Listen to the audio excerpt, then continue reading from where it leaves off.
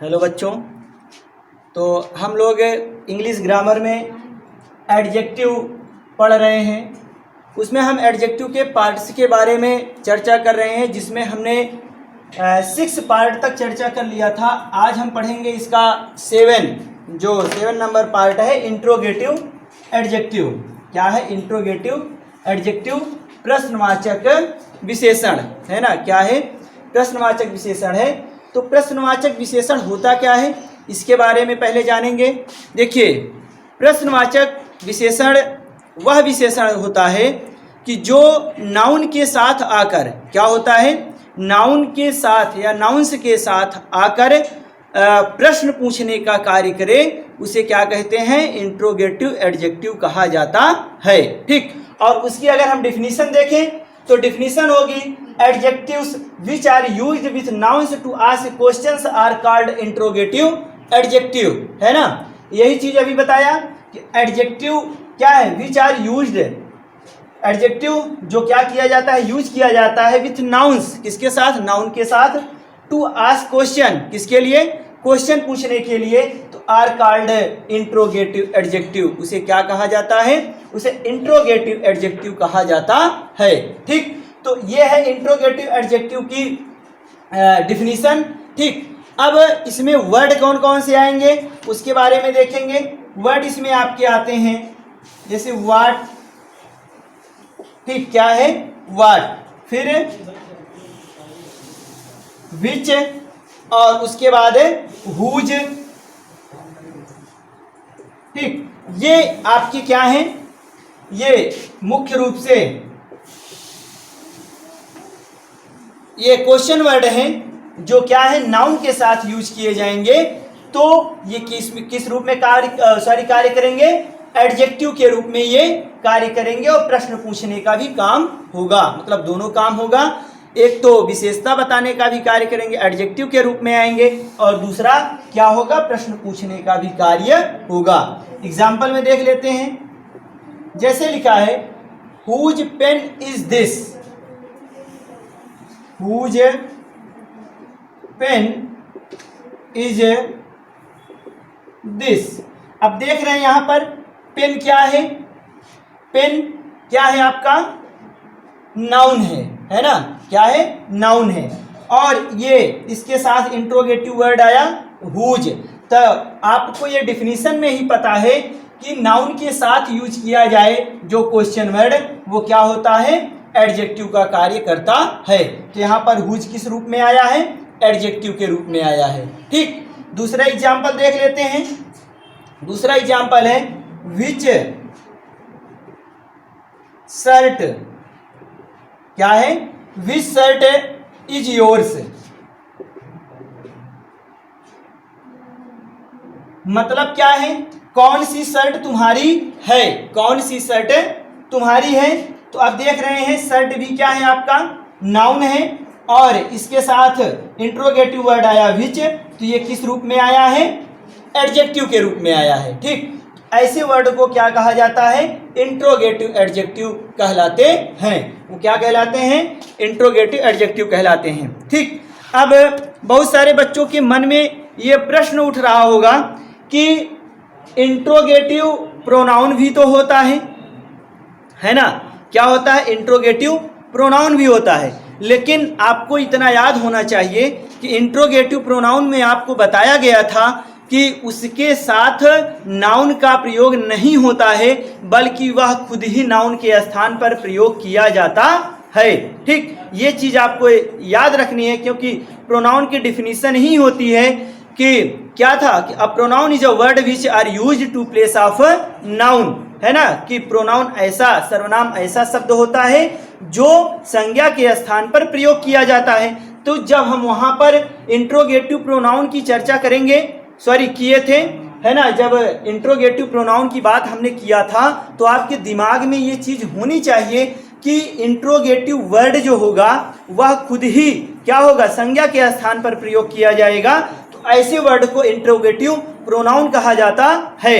और यहाँ पर क्या है? यहाँ पर है कि इंट्रोगेटिव वर्ड के साथ क्या होगा?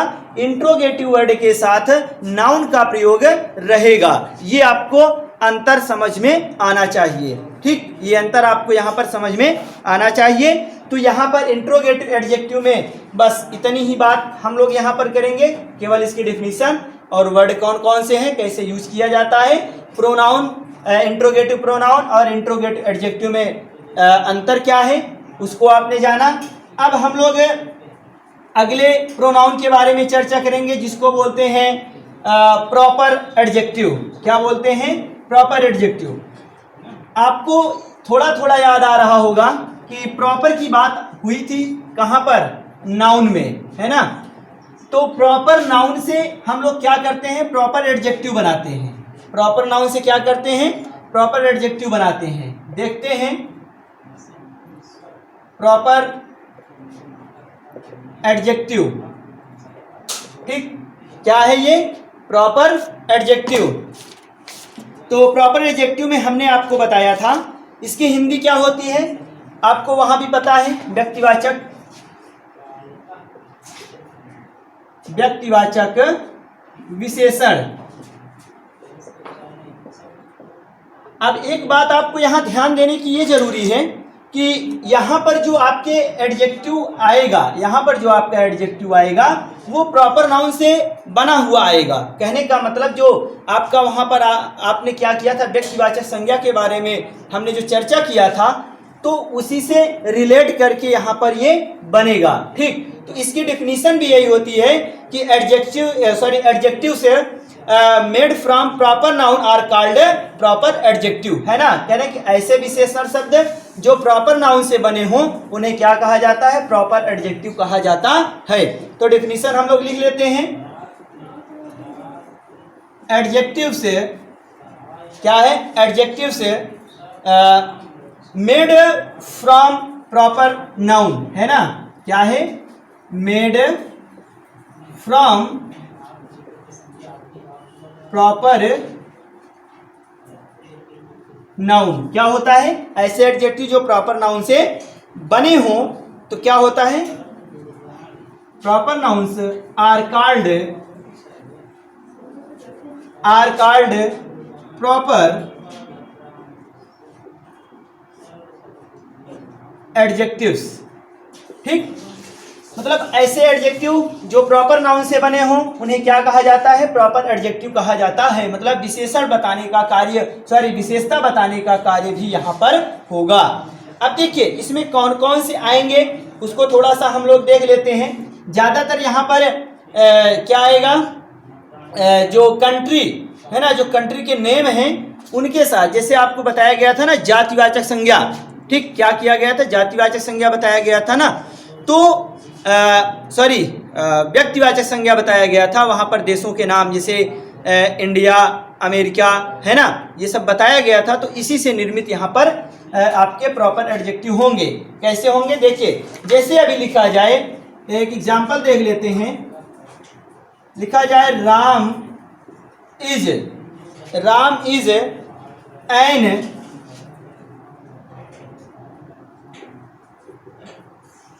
Indian citizen. Ram is an Indian citizen.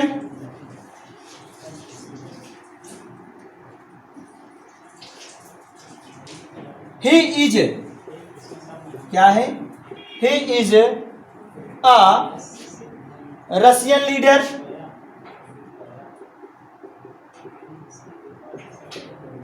Russian leader. फिर एक और देखते हैं, ही अर्न्स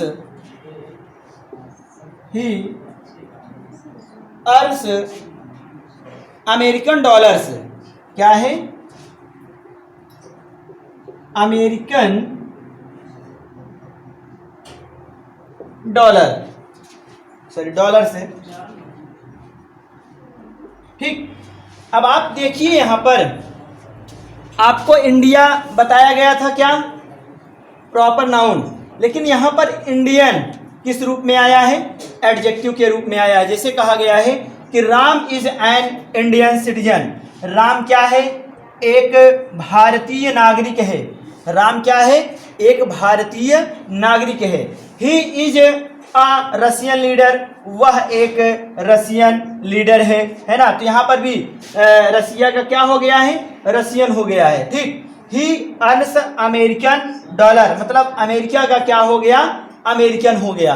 तो इस तरीके से ये जो आपके इंडियन, रशियन, अमेरिकन, ये जो वर्ड हैं ये आपके क्या हैं, प्रॉपर एडजेक्टिव के अंतर्गत आएंगे। किसके अंतर्गत आएंगे, प्रॉपर एडजेक्टिव के अंतर्गत आते हैं। ठीक, एक चीज और ध्यान देना होता है, जो प्रॉपर एडजेक्टिव होता है इसका जो फर्स्ट लेटर होता है ये हमेशा किसमें होगा, कैपिटल में लिखा जाएगा, है ना। फर्स्ट लेटर किसमें लिखा जाएगा, हमेशा और हमेशा कैपिटल में लिखा जाएगा। तो राम इज एन इंडियन, तो यहाँ पर इंडियन में आई जो होगा आपका, ये क्या होगा, ये क्या होगा, कैपिटल में लिखा जाएगा। ठीक, तो ये आपका हो गया प्रॉपर एडजेक्टिव। ठीक, अब इसके बाद अंतिम एडजेक्टिव पर हम लोग आते हैं, जिसको बोला जाता है एम्फेसिंग एडजेक्टिव, मतलब बल देने के लिए, जोर देने के लिए जिस एडजेक्टिव का प्रयोग किया जाता है उसे क्या कहा जाता है। चलिए देखते हैं।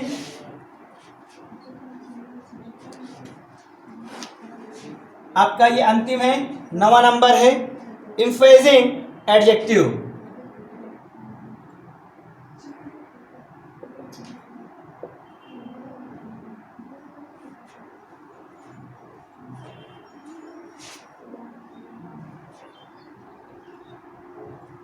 ठीक, क्या है, एम्फेसिंग एडजेक्टिव। इसका मतलब होता है, लिखना चाहें तो जोरदार सूचक विशेषण, है ना, या बल देने वाला विशेषण भी आप इसको बोल सकते हैं। कहने का मतलब ये है कि यहाँ पर जो वर्ड आएगा विशेषण के रूप में तो आएगा और जोर देने का कार्य भी करेगा, है ना, बल देने का कार्य करेगा। जैसे आप लोग बोलते हैं ना, जैसे हिंदी में बोला जाता है, जिसको आप लोग अगर हिंदी में पढ़े हो तो आपको पता होगा, जिसमें होता है निपात, है ना। तो निपात का काम क्या होता है, जोर देने के लिए किया जाता है। जैसे अगर बोला जाए कि मैं स्कूल जाऊंगा, ठीक, तो ये तो सिंपल सी बात हो गई। लेकिन यदि इसी पर जोर देने के लिए, बल देने के लिए आ जाए कि मैं भी स्कूल जाऊंगा, तो यहाँ पर जो भी वर्ड आया है ये पूरे के पूरे सेंटेंस पर जोर देने के लिए किया गया है ना, पूरे के पूरे सेंटेंस पर जोर देने के लिए इसका यूज किया गया। ठीक, तो ये क्या हो जाएगा, ये हो जाता है हिंदी में निपात। लेकिन यहाँ पर किसके रूप में आया है, विशेषण के रूप में आएगा। तो देखते हैं, इसकी सबसे पहले डिफिनीशन देख लेते हैं क्या होता है। मतलब एडजेक्टिव ऐसे लिखेंगे, एडजेक्टिव्स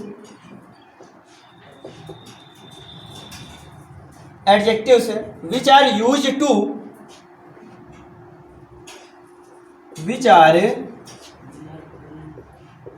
used to, इसके लिए आता है एक्सप्रेस, है ना, व्यक्त करने के लिए आता है क्या,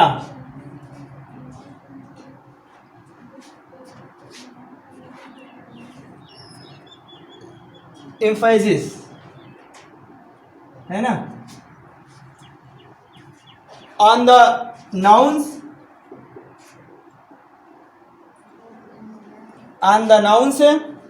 that follow them,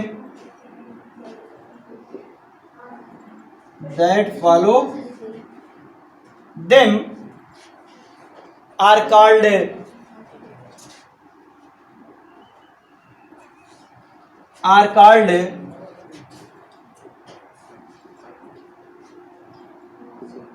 emphasizing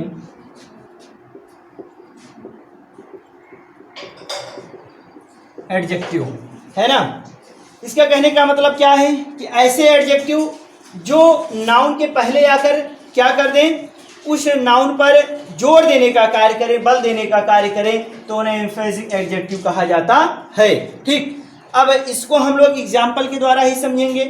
इसमें कुछ शब्द हैं, जो शब्द आते हैं यहाँ पर उसको समझेंगे। शब्द आता है आपका वेरी। हमेशा आप लोग वेरी का मतलब बहुत ही जानते हैं कि वेरी मीन्स बहुत होता है। ठीक, और एक शब्द है सेम, है ना, सेम। फिर उसके बाद है ऑन, फिर क्या है वेरी सेम, क्या है very same.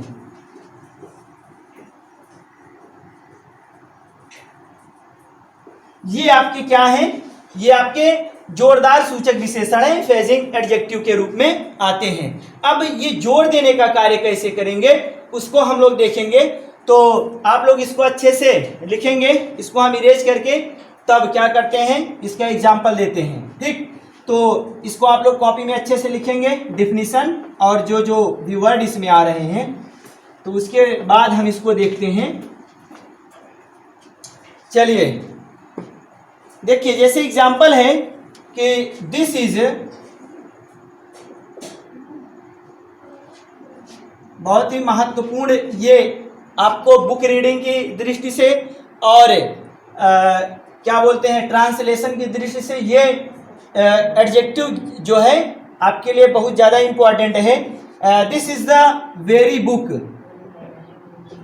This is the very book, this is the very book I wanted, है ना। अब देखिए यहां पर वेरी का मतलब क्या है, मतलब यह बहुत किताब है, आई वांटेड जो मैं चाहता हूं, मतलब जिसे मैं चाहता हूं क्या है, बहुत किताब है, गलत। यहां पर ये जोर देने के लिए आया है, तो यहां पर वेरी का मतलब क्या होगा, वेरी मतलब होगा यहां पर वही, वेरी का मतलब क्या होगा, वही, मतलब जोर देने के लिए आ रहा है कि this is the very book, कह रहे कि यह वही किताब है, क्या है, यह वही किताब है, आई वांटेड मैं चाहता था, है ना, कह रहे कि यह वही किताब है जिसे मैं चाहता था। तो यहां पर अगर आप वेरी का मतलब बहुत निकालने में चले जाएंगे तो आपका सेंटेंस भी पूरा गड़बड़ हो जाएगा और आप अच्छी तरीके से वो सेंटेंस भी समझ नहीं पाएंगे। तो यहां पर वेरी का मतलब क्या होगा, वही, मतलब यह वही किताब है। ठीक, जैसे अभी मैंने बताया ना कि मैं स्कूल जाऊंगा और मैं भी स्कूल जाऊंगा, ठीक, तो सेम सेम वैसे यहाँ पर ये वही जो शब्द आया है, वहाँ पर भी शब्द आया था, यहाँ पर वही शब्द आया है, किसके लिए, जोड़ देने के लिए। तो ये जो वेरी शब्द है यहाँ पर क्या है, एम्फेसिंग एडजेक्टिव के रूप में आया है। अब बात समझ में आ गई। एक एग्जाम्पल और देख लेते हैं।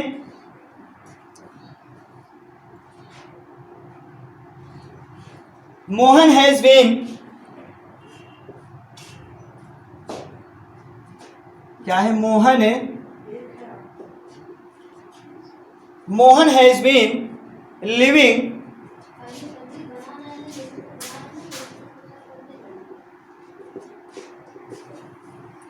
Mohan has been living in the